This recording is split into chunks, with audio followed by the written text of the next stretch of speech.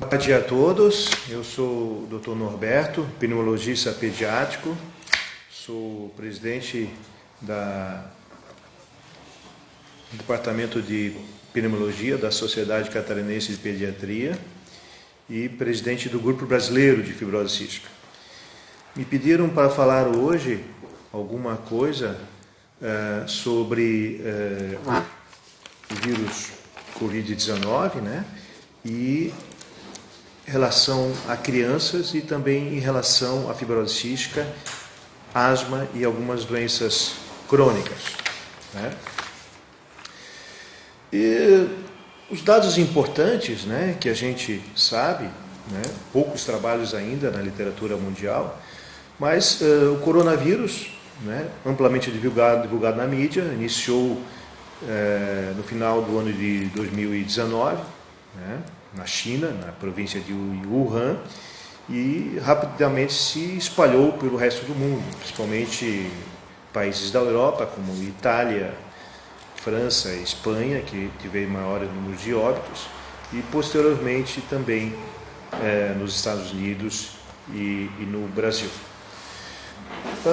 Em relação à compreensão do Covid-19, né, o Covid-19 é designado pelo coronavírus 2, né, que leva uma síndrome respiratória aguda grave, né, que a gente chama de SARS-CoV-2, anteriormente chamado pelo Covid-19.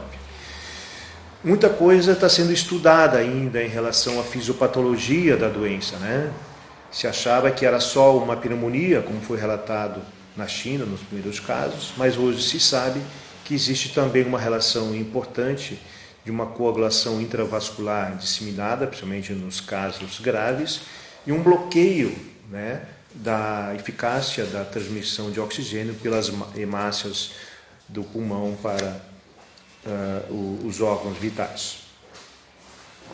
Em relação à epidemiologia da doença, né, nós temos que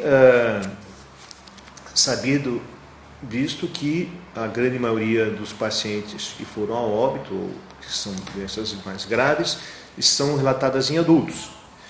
Mas um relato, né, do Centro de Controle de Prevenção de Doenças Infecciosas nos Estados Unidos, né, publicado agora em 18 de abril, mostrou que 149.760 casos confirmados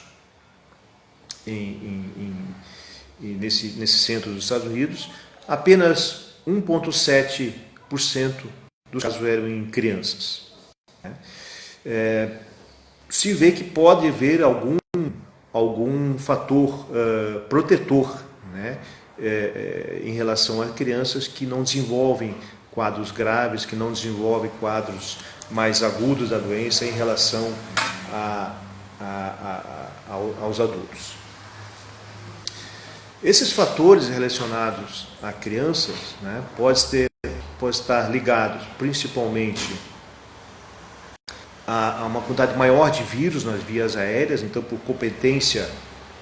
competição de infecção viral pode diminuir os casos de síndrome respiratória aguda grave em crianças, né? Outras hipóteses também, como a do angiotensinogênio 2, né, que é uma enzima que tem no corpo humano. Essa enzima, o receptor é o mesmo do Covid-19, tá? E isso pode levar também a uma diminuição da incidência da doença em crianças pequenas, né? E, por último, né, se sabe que as crianças têm linfocitose, elas têm linfócitos em quantidade maior que os adultos, né? E isto vemos em doenças graves, né, que pode ocorrer uma linfopenia, ou seja, uma baixa de linfócitos em adultos. Então seria um protetor da criança tendo esses linfócitos maior que nas crianças que nos adultos. E, por último, também, o instinto protetor das mães, né, normalmente protege mais as crianças em relação aos adultos, né? Então, essa proteção maior pode estar fazendo com que as crianças tenham menos desenvolvimento da doença. Nesse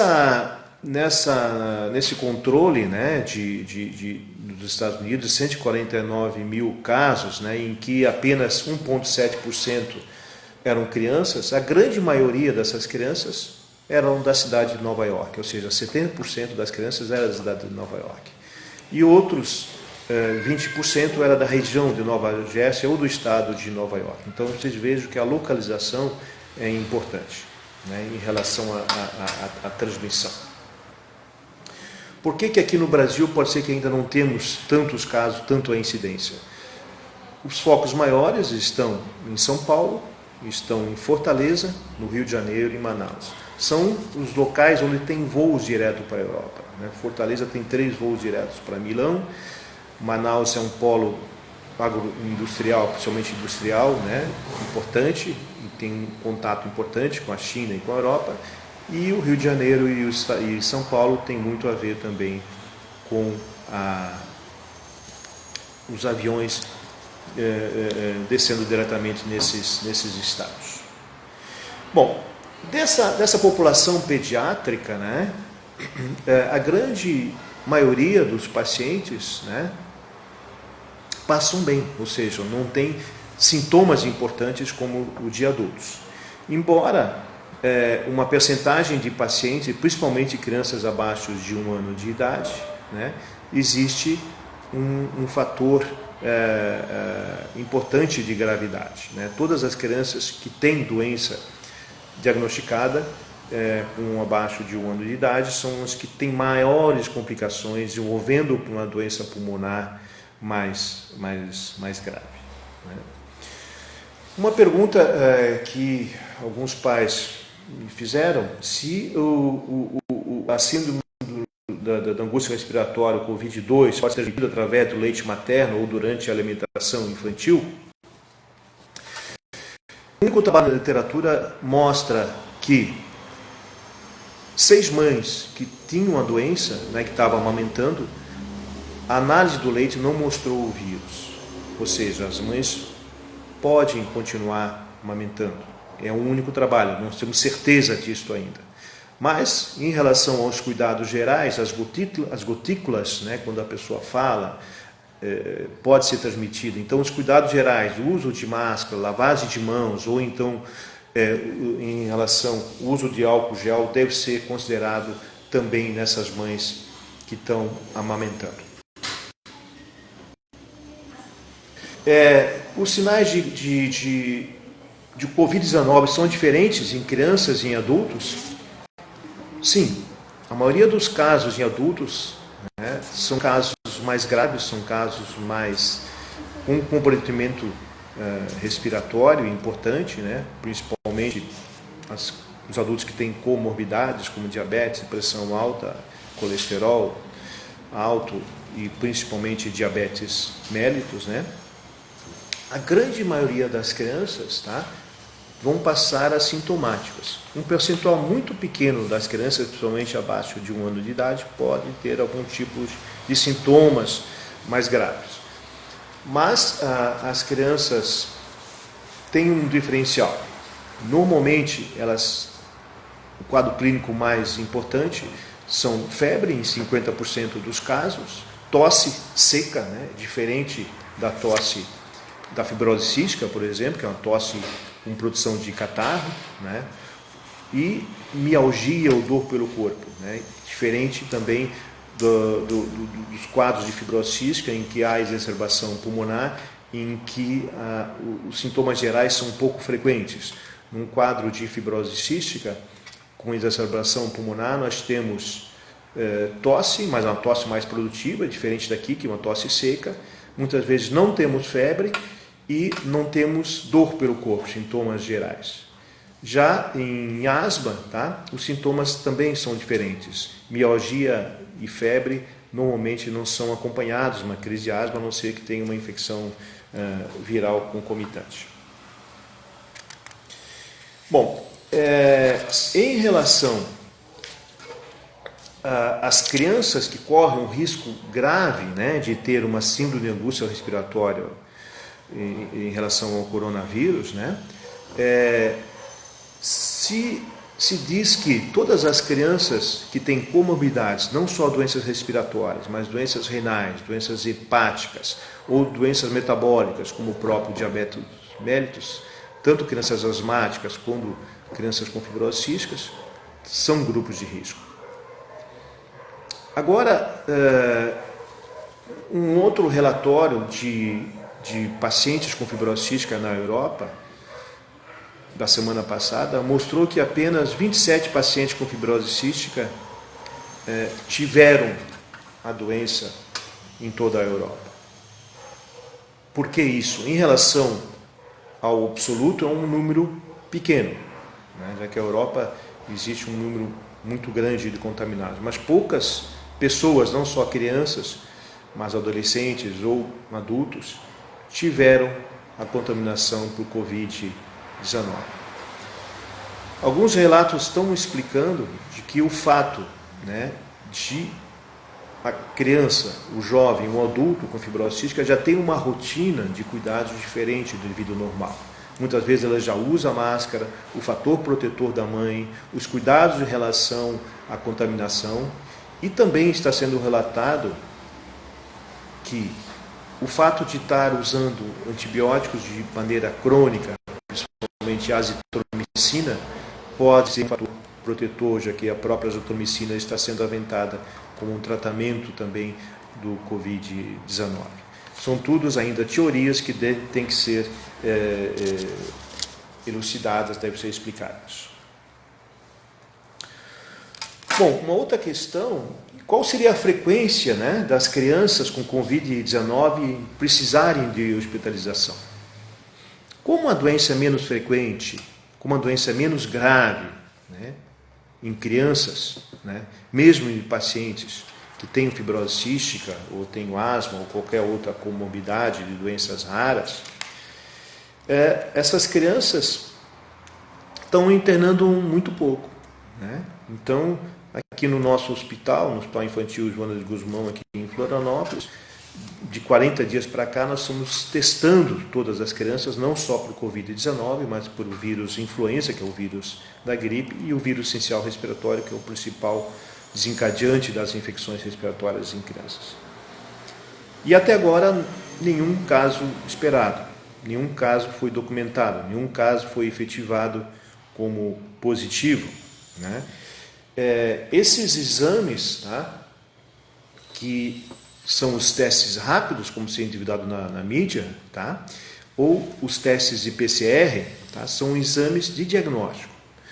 O PCR, tá, que é um exame que analisa o vírus, né, que pega o material da nasofaringe ou da orofaringe, é um material em que você detecta a proteína do vírus. É um exame que é feito, na realidade, no primeiro momento, na primeira semana em que o vírus está vivo e que tem validade. Os testes rápidos, né, que estão sendo divulgados aqui mesmo em Florianópolis e está sendo feito pela prefeitura de Florianópolis, eles simplesmente indicam que a pessoa teve a infecção, teve contato com o vírus. Eles medem os anticorpos, principalmente a IgG e IgM. Então nós temos que ter muito cuidado na interpretação dos exames diagnósticos e também um cuidado na hora de solicitar. Não adianta solicitar um teste rápido de IgE e IgM na primeira semana da doença que vai dar negativo, porque não deu tempo ainda do organismo produzir anticorpos. Então, não induza, né, um laboratório ou um médico a pedir tais exames. Tem que existir uma história clínica, uma epidemiologia, para você saber qual o tipo de exame que a gente poderia citar. Bom, então, em relação a essa abordagem do diagnóstico, além do teste rápido, além do exame do PCR, né, uma criança que chega, né, ao consultório, ou que chega ao hospital, ou que a mãe observa, né, e que fique preocupada, né, em relação, meu filho está com Covid-19 ou não. Então, A Organização Mundial da Saúde, assim como a maioria do sistema de saúde mundial, não apregou, né, de imediato o teste para a realização do diagnóstico, tanto do teste rápido como PCR. Uma criança que tem febre alta e sem sintomas gerais, né, na maioria das vezes são infecções virais comuns, né, e tem que ser tratada em casa. Mesmo porque o número de testes é limitado ainda, não só aqui no Brasil, mas no mundo inteiro. Então, a rotina dos hospitais, dos centros de saúde, tá, e da maioria dos laboratórios, está sendo fazer o teste em crianças que internam, em crianças que têm um sintoma. Por exemplo, no hospital infantil, nós estamos fazendo exames em crianças que internam com doença respiratória, ou com asma, ou com uma crise de bronquiolite, ou com uma pneumonia leve ou grave. Aí nós estamos fazendo, para afastar, então, o Covid-19. Por que isso?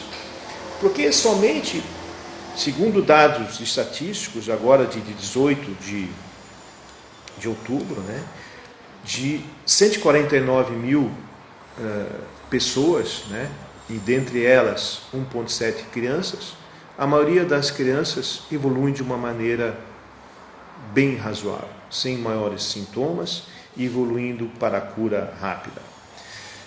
Os quadros de gravidade em criança, tá, são muito baixos, em torno de 0,5% a 1%, ou seja, de cada criança diagnosticada, apenas 1% vai ter gravidade, de levar a uma internação, de levar a uma UTI. Né? E o número de óbitos também é muito baixo. Esses fatores protetores para a criança eu já enumerei anteriormente. Então, crianças que têm febre, mialgia e principalmente tosse seca, pode ser que seja ou pode ser que não seja. Então, a evolução clínica é que tem que ser levada em consideração. E o padrão diagnóstico, né, ele tem que levar em consideração não só o quadro clínico, mas a própria evolução da doença e da gestão do médico e do hospital na condução dessa enfermidade. Bom, e muita gente perguntando, né, como a gente vai fazer o tratamento dessas crianças? Como vai ser feito a condução dessas crianças a nível de hospital? Né? Existem muitas drogas aí rolando na internet, nenhuma dessas drogas está confirmada do ponto de vista clínico a sua eficácia. Cabe ao médico, né, ter a sua comprovação diagnóstica e fazer o tratamento adequado. Né? Desde o uso de drogas ainda não ainda avaliadas do ponto de vista de um critério clínico a longo prazo, para termos certeza em relação à eficácia, como também aos seus efeitos colaterais. Então, como é uma doença nova, né, vale aqui a característica do hospital e a evolução clínica do paciente. Como eu falei, o tratamento dessas crianças, na grande maioria das vezes, é em casa, ou seja, o isolamento e medicar os sintomas. O pouco número de crianças que internam, né, aqui em Florianópolis, não temos nenhum caso de internação nos hospitais públicos quanto nos hospitais particulares, né, o tratamento sempre é sintomático. Né, não temos ainda uma orientação específica em relação ao tratamento geral dessas crianças. Embora tenhamos protocolos clínicos bem documentados, né, mas nada ainda do ponto de vista comprovado, do ponto de vista científico. Em relação à vacina, vocês olharam aí na internet, ontem já houve o primeiro ensaio clínico na Alemanha e hoje está começando na Inglaterra em relação às vacinas desse novo coronavírus. Bom, em relação às populações especiais, né, principalmente aos pacientes asmáticos, aos pacientes fibrocísticos ou aos pacientes com doenças raras, né? Todos esses pacientes, tá, são iguais a qualquer outros pacientes. Só que eles têm uma comorbidade. O asmático, ele tem uma inflamação da via aérea crônica. O fibrocístico, a mesma coisa. E pacientes com doenças raras também têm alguma comorbidade. Então, eles são mais propensos a ter qualquer tipo mais de infecção. E por isso, o cuidado deve ser maior. Em relação não só ao isolamento, mas também à higiene pessoal, todos os cuidados em relação à transmissibilidade do vírus. Em relação às consultas de rotina, né, por exemplo, os pacientes que têm fibrose cística ou asma, né, quando há necessidade, né, de uma intervenção mais imediata ou no uso de uma medicação, né, são casos particularizados que o médico e a família podem conduzir de maneira adequada, sempre evitando, né, o contágio, sempre evitando a contaminação, usando máscaras faciais, né, mesmo que sejam de tecidos ou descartáveis, né, usando álcool gel ou mesmo sabão para a efetiva descontaminação das mãos dos pacientes ou dos pais desses pacientes. Uma outra questão é em relação ao isolamento dessas crianças. Como é que a gente consegue manter uma criança ou um adolescente, um adulto jovem, em casa durante 30, 40 dias, como a gente está passando nessa quarentena? Isso é um outro problema do ponto de vista da saúde mental, né? Tenho recebido queixas de mães de pacientes, né, várias mães de pacientes, em relação à piora do estado emocional, em relação até ao desencadeamento de uma crise de asma em relação ao estado emocional. Por quê? Manter uma família em casa, né, existe todo o laço positivo de uma convivência familiar mais próxima, tanto de pai e de mãe, que nunca tivemos, né, num período tão longo, né? Normalmente, quando se está de férias, se sai de casa, vai para a praia, vai para o campo, vai viajar, mas agora estão todos confinados. Então, esses efeitos adversos da saúde mental e física, né, tem uma relação importante também que tem que ser considerada, né? E existem diversos sites, né, diversos modos de você buscar informações na internet através da Academia Americana de Psiquiatria Infantil. Tem diversos sites que estão conduzindo esses casos, né, principalmente de crianças que estão em casa, que estão com dificuldades, né, de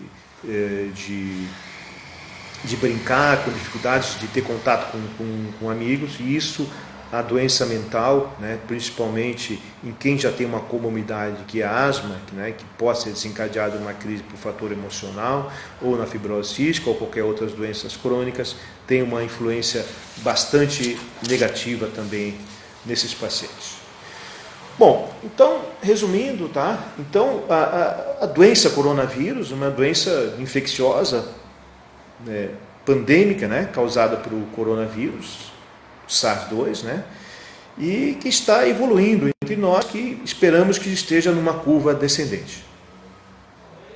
Em relação às crianças, todas as crianças podem contrair o Covid-19, embora pareçam ser afetadas com menos frequências que adultos e com menos gravidade. Normalmente em crianças, mesmo em crianças com fibrose cística ou com asma, parece ser uma evolução leve, né, embora casos graves tenham sido relatados, né? E esses casos graves também podem evoluir também com doença pulmonar, né? E esses casos graves evoluem de uma maneira também com a característica clínica dos adultos, que são aqueles exudatos algodonosos, né, o que acontece na tomografia de tórax. Alguns pacientes pediátricos, né, além da tosse, da mialgia e a febre, pode ter uma síndrome diarreica também, simplesmente uma diarreia aguda causada pelo Covid, sem ter sintomas respiratórios nenhum. o médico normalmente está baseado, além da evidência clínica, dos testes diagnósticos, né? Um hemograma simples vai mostrar os linfócitos mais baixos, né? E às vezes até a procalcitonina também está um pouquinho baixa, como sim, os outros critérios, como a proteína C reativa alta também. E a Sociedade Americana de Doenças Infecciosas divulgou diretrizes para o tratamento de pacientes com Covid-19 também em crianças, né? Então, crianças com Covid-19 ou que tem alguma suspeita de doença, né? Nós temos que ter muito critério, né? E principalmente o critério clínico, né, de diagnóstico, como tosse, faringite e outros sintomas respiratórios, sempre levar em consideração antes de sair arvorado através de um teste diagnóstico ou buscar recursos que não tenham de maneira habitual na nossa comunidade. Bom, essa mensagem que eu gostaria de passar em relação a síndrome de angústia respiratória grave em crianças e em crianças com asma, em crianças com fibrose cística e em crianças com comorbidades. Os pais mantenham as suas crianças isoladas, mantenham os cuidados em relação à lavagem de mão, em relação ao uso de máscaras, né? Em relação ao uso de máscaras, crianças abaixo de 2 anos dificilmente você vai conseguir usar, mas crianças acima de 2 anos de idade, seguramente. O fato também das crianças estarem sem ir à aula, ou seja, não tendo contaminação de outros vírus, faz com que elas não peguem outro tipo de vírus também, o vírus essencial respiratório, o adenovírus, o mesmo vírus influenza, e faz com que essas crianças fiquem menos doentes nessa época do ano, em que em abril, maio, há uma incidência muito grande, principalmente aqui no sul do Brasil, de bronquiolite e de infecções virais. Isso não está ocorrendo. Hoje no nosso hospital nós estamos com um índice muito baixo de internações.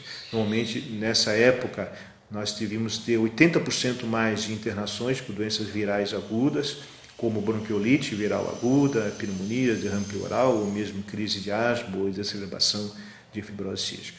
Então esse confinamento está fazendo com que as crianças também fiquem menos doentes.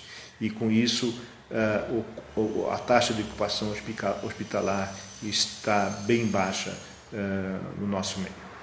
Muito obrigado a todos e tenham uma boa tarde.